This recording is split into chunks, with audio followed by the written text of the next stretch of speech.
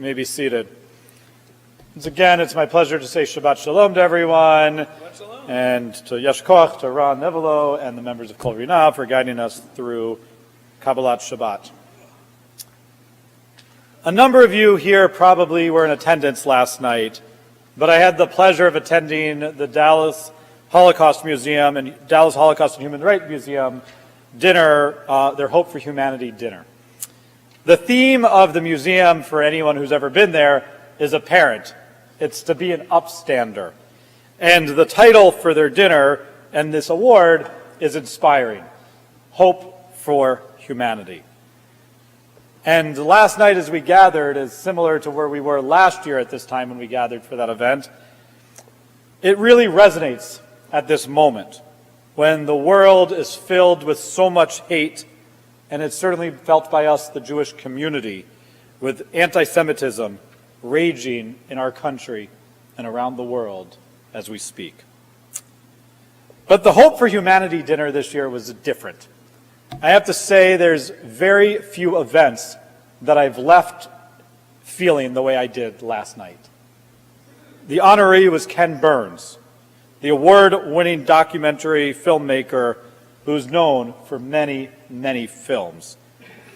He made his first documentary in 1981, and then has since created many documentaries covering a wide range of topics. I have to say, I walked out with the people at our table and to Talia on our drive home. I don't think I've ever been in the room with somebody this smart. He blew, I think, everybody who was in attendance last night away. I've met really smart people in one subject area, but Ken Burns spoke on every subject you could imagine with such confidence and poise and passion. It was really an evening. And I want to share just a little bit of that experience with you last night. So some of you may know, and have even watched. If you haven't, I encourage you to do. It was amazing. That in 2022,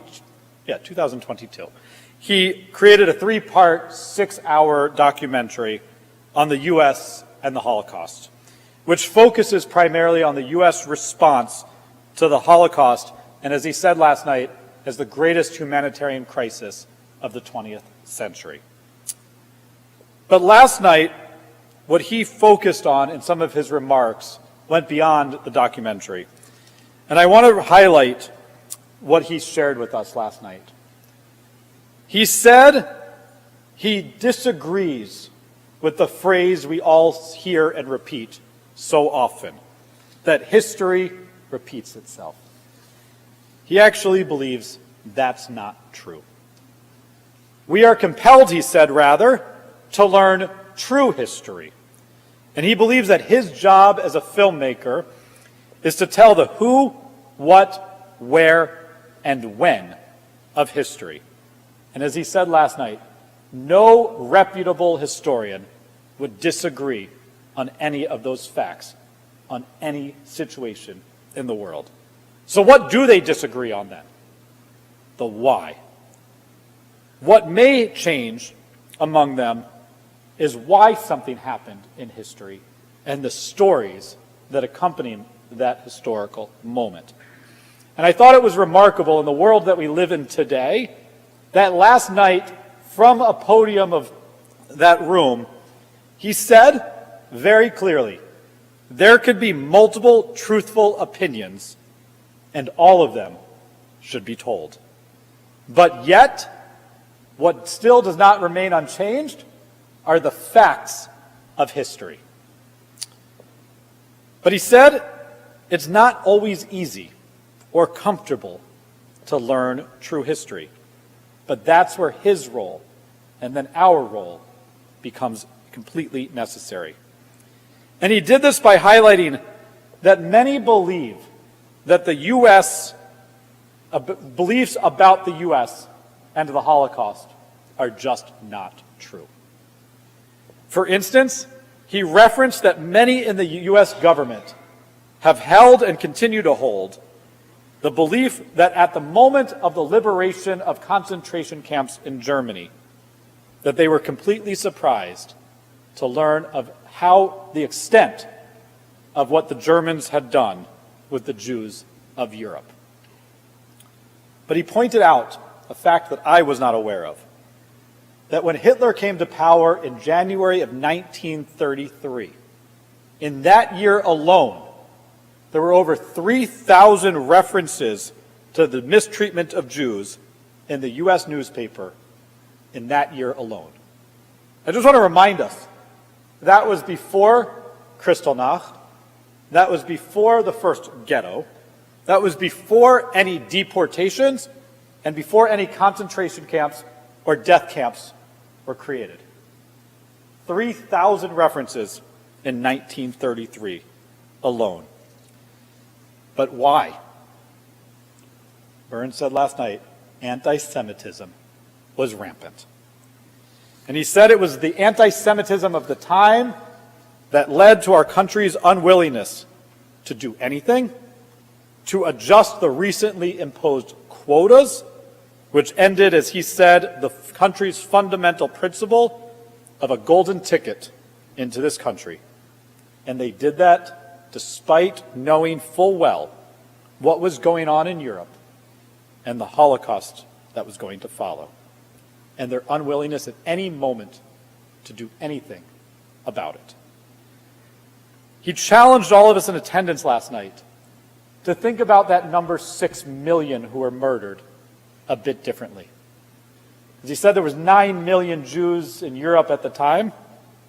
So think about 2 out of every 3 Jews were murdered by the end of the war. And then he highlighted, if the quota system would have just been amended, Anne Frank would be alive today. She would be somebody that probably we never heard of, unless she turned out to be the great writer that she may have been. But that is what would have changed. So he says, history does not repeat itself. So then what happens?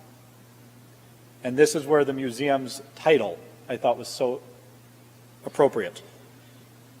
That the work of humanity is to grow, to change, and to act with compassion and care, so that when we find a similar set of situations again, we act differently than humanity did before. And I just want to share one other remark that he had that really resonated with me last night. And he quoted Abraham Lincoln in his second inaugural address, that the nation must have malice to none. At that moment, Lincoln was teaching after the Civil War that in this country, we cannot hate another person. Those who fought on the other side of the war, slaves, or anyone different than us.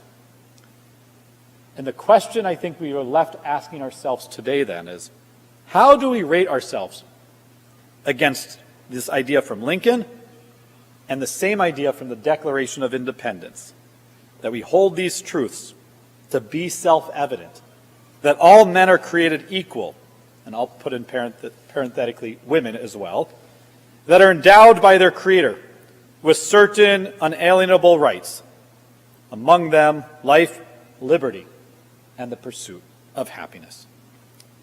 Ken Burns challenged us all last night at this Hope for Humanity address, that we have to live, that there's no them, that there's just us. When as soon as we've labeled somebody as them, he said, we've actually made a mistake. It's us that needs to change our orientation and focus it on us and we, and no longer them. That is how we change our future. This never happened. That is what's never happened in the 1930s and 40s. And it led to the enormous human failure that would become the Holocaust. We see a similar idea this week in our parashah tomorrow morning. Jacob, our patriarch, is on the run. He flees from Beersheba to Laban's home after working twice as many years as he intended to marry the love of his life. He then is on the runs again, leaving Lavan's home. And if you remember last week, he also fled and is on the run, fleeing from his brother Esav, who wanted to kill him after Jacob takes the birthright. And while it seems Jacob in his life is fleeing from one situation to another, constantly on the run, it actually gives him the moment to pause and reflect and change how he approaches life as well. Most famously, he had a brother who wanted to kill him. And yet he changed the way he approached his brother and goes back and is willing to reconnect with him.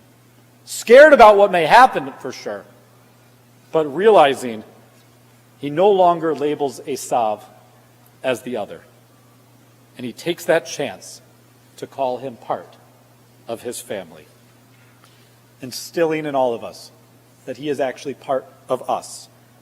And it's at that moment that Jacob and Esav have their reconciliation.